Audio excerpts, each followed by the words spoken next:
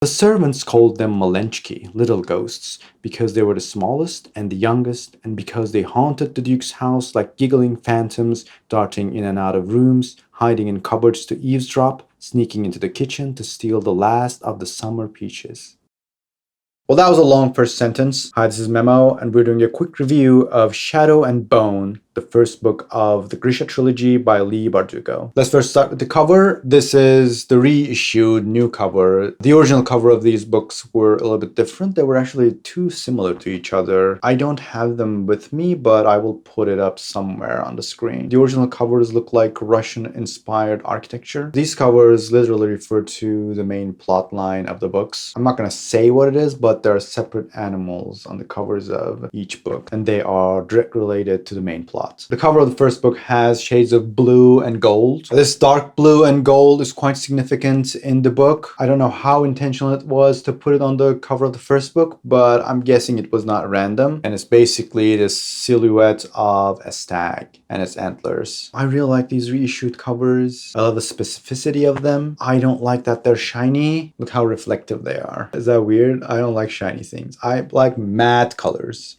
But I'll allow it in this case because there are no quotes on the cover. It does say New York Times bestselling author, but you know, you gotta say this in the US. I get that, fine, but I appreciate that there are no quotes on the cover. Thank you, Squarefish. Thank you for not putting your quotes on the cover. Shadow and Bone is a fantasy novel that takes place in a world that's very similar to ours. The main place it takes place in is called Ravka, and it's heavily inspired by Imperial Russia of early 19th century. So many years ago, a type of dark patch appears on the west of Ravka, which cuts off Ravka from the rest of the world. It stops its trade routes completely. So in the north of Ravka is Fjerda, and I think they are at war with each other. And then in the south is Shuhan. Fjerda is inspired by Scandinavian countries, and Shuhan is inspired by China, I believe. So you see in this dark patch, there are weird monsters called Volcra. So if you try to pass this dark patch,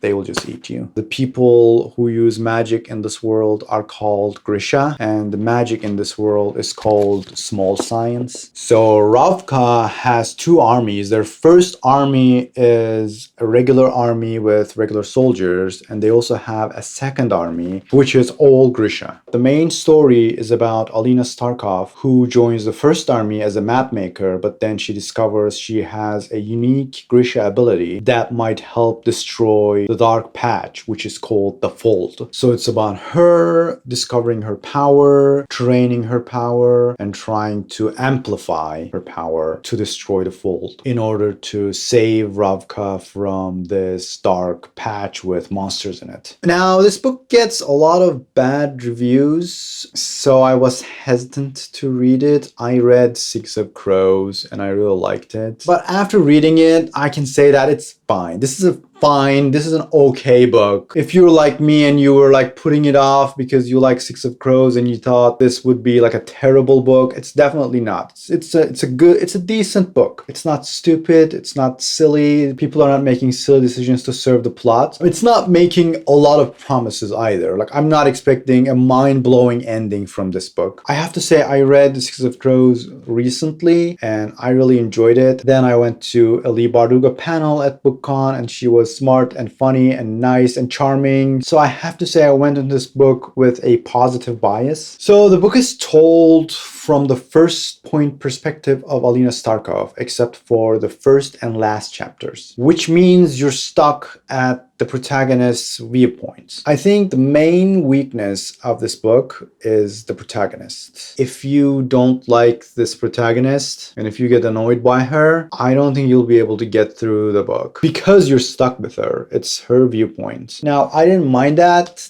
I think the book flows well. And the scene and dialogue writing is remarkable. I try to leave the authors out of the book discussions, but especially with Six of Crows, the scene writing and dialogue writing was so good. It was at a theatrical level. And that was actually what I was looking for in this book as well. And even though this is an earlier work of hers, I can still see that strong scene and dialogue writing. That strong scene and dialogue writing brings a lot of strong side characters and relationships with them. This was what I was interested in reading in this book, and it did not disappoint in that sense. I think it's extremely difficult to have strong side characters when you have a single viewpoint novel, and I think this book does it really well. It has a rule-based magic system, which I like a lot. I don't like random things happening in magic. I don't like things being resolved by using some random magic power that nobody ever talked about before. This is not like that. It's very strongly rule-based.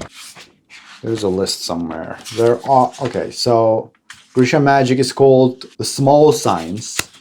And there are 3 different orders. So there's the corporal key, there's the ethereal key, and there's the material key. And you can only have 1 power. You cannot have all the powers. So if you're a corporal key, their order is called the order of the living and the dead. So you can be a heartrender, which means you inflict damage to vital organs. Or you can be a healer, which means you heal damage. If you're an ethereal key, they're called the order of summoners. So you can either be a squaller, which means you can summon wind, which is helpful for ships. You can be a tide maker, which means you can control the tides, which is water. Or you can be an inferni, which means you can control fire. And the last one is material key. So if you're in the material key order, they're called fabricators. You can either be in the Duras group or the alchemy groups. Duras are the type of fabricators that can alter materials, whereas alchemy is the group of people who can fabricate poisons or blasting materials. So it's strictly rule-based. You know what anyone can do, and obviously there's still room for expansion. There are other Grisha with unique powers, but they are very limited, and you still know what they can do. It just gives a little bit more mystery to the magic system, because you do want a little bit of mystery to the magic, but you just want to have limits to it, and I think this book achieves it really well. No one really comes out with like a weird super special power to save the day or anything like that, which I like. I think it's a fairly interesting world. It feels familiar because it's inspired by our own world, but it also feels very different. And you know, different groups of Grisha wears different types of colors and different types of clothing, and that's all fun. The plot itself is not like super mind-blowing or anything, but it's totally serviceable. There is one thing that I can't get over with, and it might be just me, and I would love to know what you think about this, but there is a character in this book called the Darkling. The word Darkling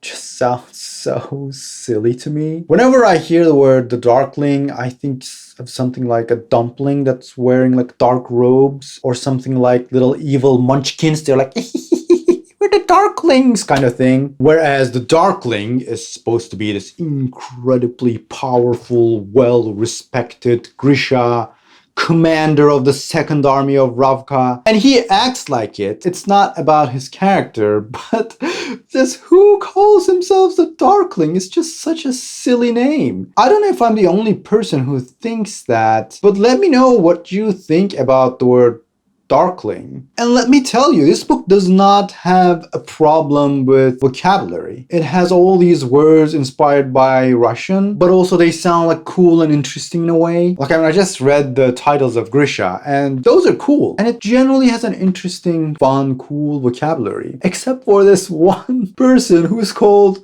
the Darkling. It's just, I cannot stop laughing whenever I hear the Darkling. I cannot take him seriously because he calls himself the Darkling. But he's very serious. He's a very serious person. I don't really know what my relationship with the Darkling is going to be, and I know that he has a lot of fans and people are thirsting over him or whatever. But it is such a stupid name. I'm sorry. The fans of the Darkling. I really apologize. Super fan base of the Darkling, please accept this video as a formal apology. But it's just such a silly name. I cannot get over it. As far as the rating goes, I'm just gonna say read it if you like.